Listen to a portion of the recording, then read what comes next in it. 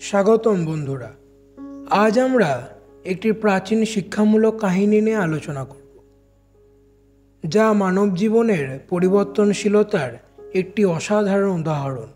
এই কাহিনীটি অঙ্গুলিমাল এবং বুদ্ধের মধ্যে সংঘটিত হওয়া এক মর্মস্পর্শী ঘটনার উপর ভিত্তি করে। অঙ্গুলিমাল, যার নামের অর্থ আঙুলের মালা, একসময় ভয়ঙ্কর খুনি ছিলেন, কিন্তু কিভাবে তিনি তার জীবনের পথ পরিবর্তন করে শান্তি ও করুণার পথে আসলেন, সেই গল্পটি আজ আমরা শোনাব। তো চলুন শুরু করি অঙ্গুলিমাল এবং বুদ্ধের এই অনুপ্রেরণামূলক কাহিনীটি। অঙ্গুলিমাল, যার নামের অর্থ আঙুলের মালা, প্রাচীন ভারতে এক ভয়ঙ্কর ডাকাত ও খুনি ছিলেন। তার আসল নাম ছিল অঙ্গুলিমাল। তিনি প্রকৃতপক্ষে এক বিদ্বান ব্রাহ্মণ পরিবারের সন্তান ছিলেন এবং তার জন্মের সময় একটি অশুভ চিহ্ন দেখা গেছিল, যা তাকে একদিন ভয়ঙ্কর খুনি হয়ে ওঠার ইঙ্গিত দিয়েছিল। যুবক অবস্থায় অঙ্গুলিমাল তার শিক্ষকের নিকট পাঠশালায় শিক্ষা নিতে যান। তার প্রতিভা ও অধ্যবসায় দেখে শিক্ষক তাকে খুবই প্রশংসা করতেন, কিন্তু অন্যান্য ছাত্ররা তার প্রতি ঈর্ষান্বিত হয়ে ওঠে এবং তার বিরুদ্ধে ষড়যন্ত্র করে। তারা শিক্ষকের কাছে মিথ্যে অভিযোগ তোলে যে অঙ্গুলিমাল শিক্ষকের স্ত্রীকে প্রণয় নিবেদন করেছে। ক্রুদ্ধ শিক্ষক অঙ্গুলিমালকে শাস্তি দিতে একটি চরম শর্ত আরোপ করেন। তিনি বলেন, অঙ্গুলিমালকে 1000 জন মানুষের আঙুল সংগ্রহ করতে হবে।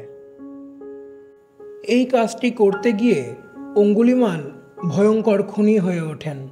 তিনি নির্দয়ভাবে মানুষ হত্যা করে এবং তাদের আঙুল সংগ্রহ করতে থাকেন এবং সেই আঙুলগুলো দিয়ে একটি মালা তৈরি করেন। তার ভয়ে গ্রামবাসীরা আতঙ্কিত হয়ে পড়ে এবং রাস্তায় বের হতে সাহস করতেন না। একদিন গৌতম বুদ্ধ সেই অঞ্চলে আসেন এবং অঙ্গুলিমালের সম্পর্কে শুনতে পান। তিনি সিদ্ধান্ত নেন অঙ্গুলিমালের জীবনের পরিবর্তন আনবেন। বুদ্ধ অঙ্গুলিমালের সন্ধানে বের হন এবং একটি বনের মধ্যে তাকে খুঁজে পান। অঙ্গুলিমাল বুদ্ধকে দেখে তার দিকে ছুটে আসেন, কিন্তু বুদ্ধ শান্তভাবে দাঁড়িয়েছিলেন। অঙ্গুলিমালকে দেখে বুদ্ধ বলেন, আমি থেমে গেছি। অঙ্গুলিমাল, কিন্তু তুমি কি থেমেছ? অঙ্গুলিমাল অবাক হয়ে প্রশ্ন করেন, আপনি তো হাঁটছেন, আপনি কিভাবে থেমে গেছেন? বুদ্ধ উত্তর দেন, আমি হিংসা ও ক্ষতির পথ ত্যাগ করেছি, তাই আমি থেমেছি। কিন্তু তুমি হিংসা ও ক্ষতির পথেই চলছ, তাই তুমি থামোনি। বুদ্ধের কথায় অঙ্গুলিমাল গভীরভাবে প্রভাবিত হন এবং তিনি বুঝতে পারেন যে তার জীবন ধ্বংসের পথে যাচ্ছে। তিনি বুদ্ধের পায়ের কাছে নত হয়ে তার জীবন পরিবর্তন করার প্রার্থনা করেন। বুদ্ধ তার প্রার্থনা গ্রহণ করেন এবং অঙ্গুলিমালকে সন্ন্যাসীর জীবনধারা গ্রহণ করতে উদ্বুদ্ধ করেন। অঙ্গুলিমাল বুদ্ধের শিষ্য হিসাবে নতুন জীবন শুরু করেন এবং অতীতের পাপ থেকে মুক্তি পাওয়ার জন্য কঠোর তপস্যা করেন।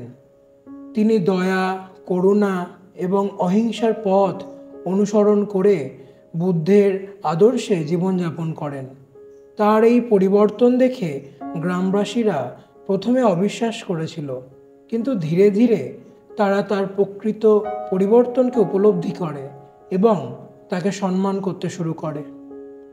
এই ছিল অঙ্গুলিমাল এবং বুদ্ধের কাহিনী, যা আমাদের শেখায় যে প্রকৃত পরিবর্তনের জন্য ইচ্ছা এবং সঠিক পথ নির্দেশনা কতটা গুরুত্বপূর্ণ।